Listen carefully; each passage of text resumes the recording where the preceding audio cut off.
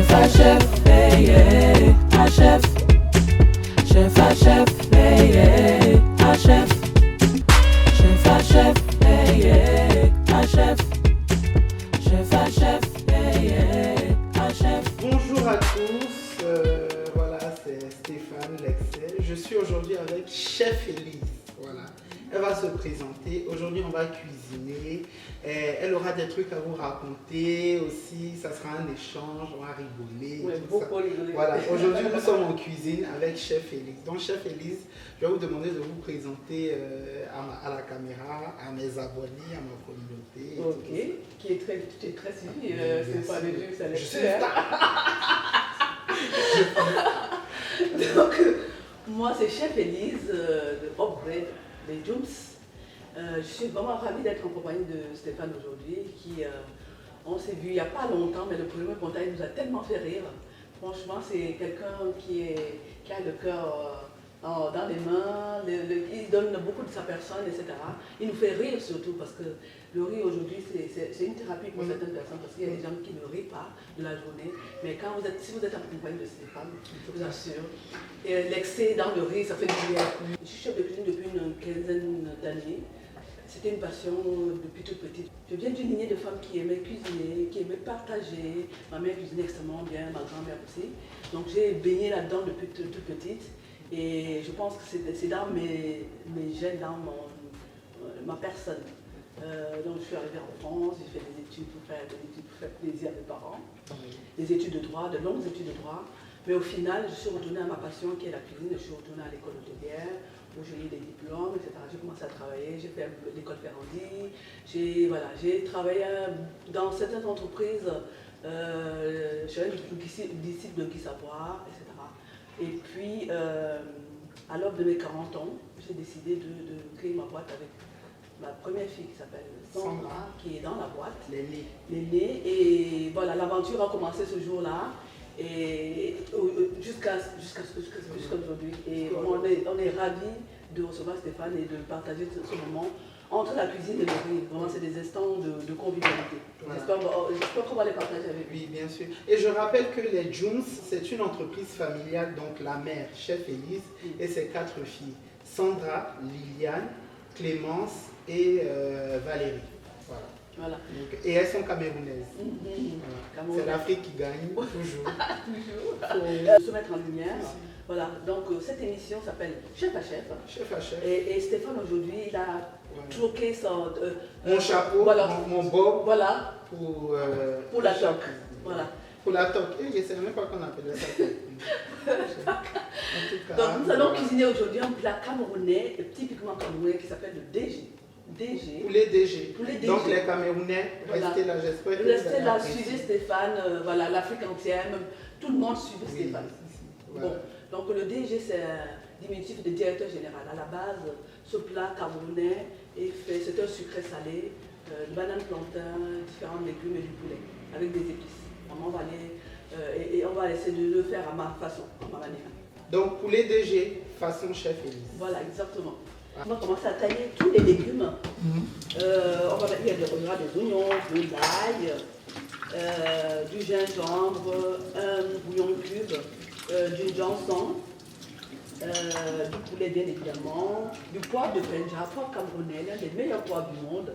Ça s'appelle comment? Le poivre de Penja. C'est un village, une région camerounaise où ce poivre pousse exclusivement. Vraiment, c'est l'un des meilleurs poivres du monde. Ah ouais? Oh, oui.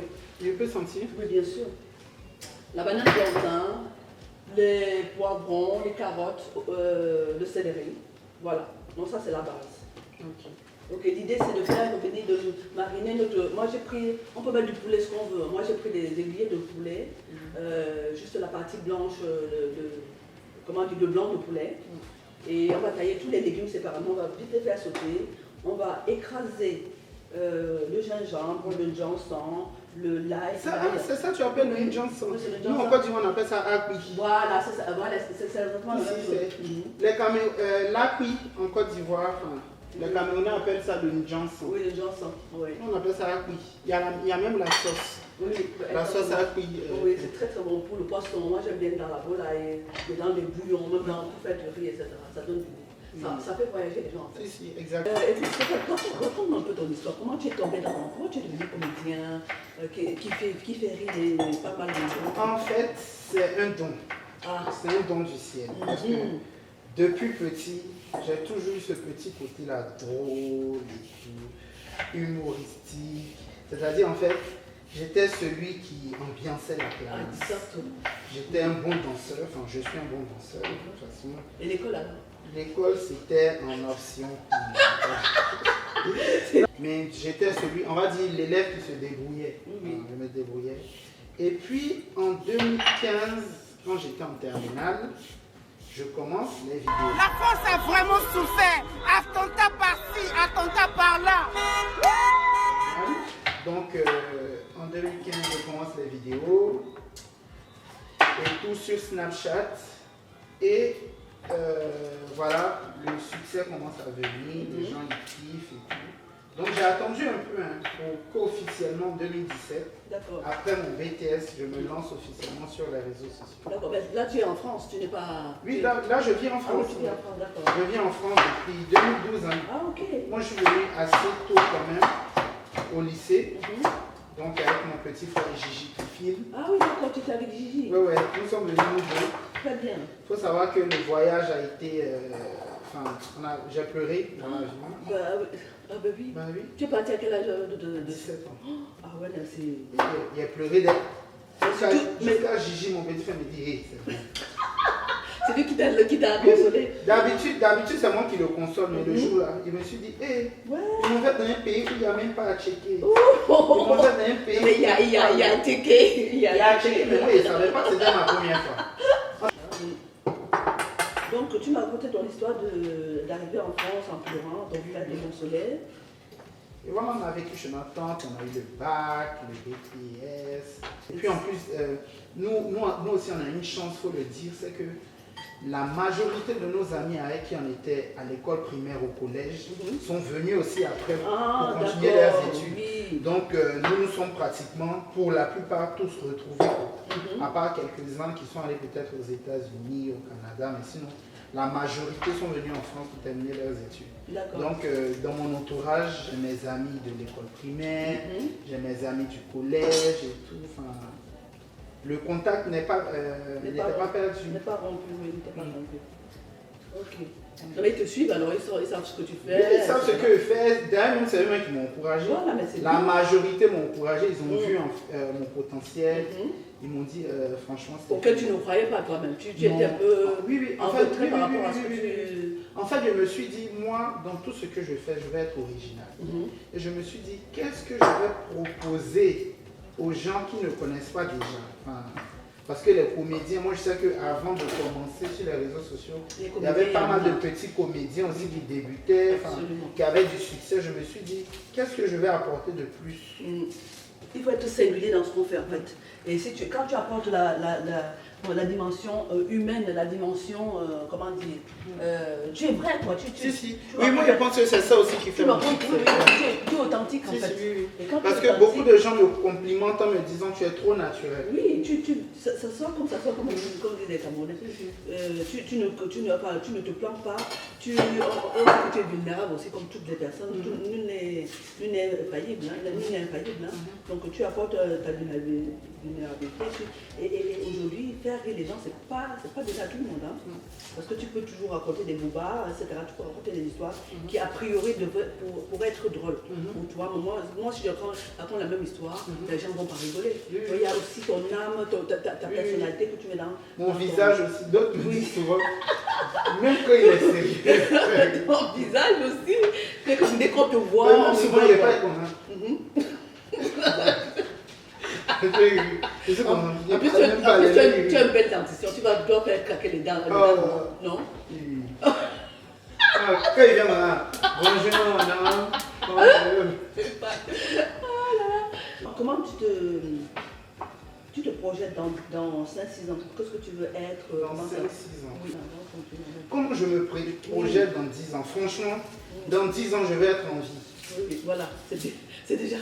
Je vais être en vie. C'est déjà une bonne chose. Pourquoi? Parce que je me dis, la vie, j'ai créé un slogan il n'y a même pas 2 semaines. La vie mérite d'être vive. pas mérite d'être vive. D'être quoi? D'être vive. Pardon, explique-moi, compris ou pas? Ça veut dire que la vie est tellement importante. Aujourd'hui, je me rends compte que la mort vient gâcher mais beaucoup de choses dans la vie des gens. Souvent, tu as des personnes, tu as une personne sur qui toute la famille comptait. La mort vient gâcher ça. Et je me dis aujourd'hui, dans 5-6 ans, il faut que Dieu nous donne une bonne santé, puis le souffle de vie. Si tu as la santé, le souffle de vie, tu as la possibilité d'accomplir tout ce que tu souhaites. Absolument. Tout ce que tu souhaites, franchement. Tes parents doivent être pour Oui. En fait, mes parents, j'ai la chance d'avoir des parents qui sont très compréhensifs. Je sais que moi, j'ai mes amis qui m'ont dit jamais leurs parents allaient accepter qu'ils fassent des vidéos sur Internet et tout ça, tu vois. Moi, je pense que c'est une question d'éducation. Moi, mes parents, ils me font confiance. Oui, voilà, c'est ça. Ils me soutiennent au quotidien. Quand j'ai des petits spectacles, même à Abidjan, ils sont là. Quand je dis qu'ils m'accompagnent, quoi. Oui, En tout cas, j'espère que tous ceux qui me suivent aiment la cuisine, aiment manger, aiment la bonne cuisine. Bien sûr. Regarde, les oignons sont très caramélisés comme ça. On va continuer la cuisson avec Ok, tout à l'heure. Je débarrasse. On va débarrasser comme ceci. Et puis on va s'occuper déjà des On va bien débarrasser. Pardon, excuse-moi, Stéphane. Faut bien débarrasser. Excuse-moi, chef. Voilà, là c'est bien débarrassé. Sinon, ça va brûler. Là c'est bien débarrassé. On a mis du gingembre, de l'ail, de l'huile d'olive et du poivre de plein De toute façon, je vais vous partager la recette à la fin de la vidéo. Un peu de poivre de plein. C'est une recette qu'on peut faire. C'est un peu comme un bouillon que vous faites la veille. Et c'est encore meilleur le lendemain. Ah, d'accord. Donc tu fais ça, tu mélanges ça et puis le lendemain. Façon poulet DG. Poulet DG, mais avant qu'on nous fasse dans la chanson de Kai. Façon poulet DG. C'est une table de Wambo. C'est une table de Wambo. Ah oui, c'est ça. Avec Manu Dibongo. Oui, Manu Dibongo. Donc on va faire revenir poivron, céleri, carotte, courgette. On va faire revenir ça, on va rajouter dans les oignons. La base des oignons on a. Poulet DG. Pourquoi on appelle ça poulet DG? Directeur général. Alors à la base c'est que les grands, les directeurs généraux, les grands personnes, les gens qui veulent un peu d'argent, qui pouvaient commander un plat avec le poulet entier. Ah d'accord. Donc c'était, voilà, à l'époque se manger le poulet c'était pas... Ouais, c'était un luxe. Aujourd'hui, le poulet, c'est. Voilà, tout le monde mange le poulet. Alors là, c'était vraiment. On amène ton poulet, c'est vrai.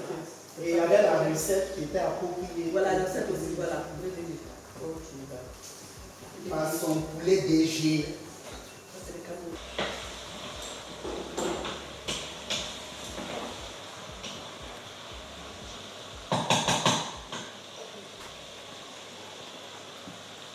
On a cuisiné à 4 mains là, tu sais. Oui. Franchement, ça sera bon. Ça, c'est sûr. Grain d'humour, grain de viande, d'épices. Grain de goût, grain d'humour. Voilà, exactement. Tout ça, c'est. Grain de goût. Hey. Très, très important. Tout est en goût.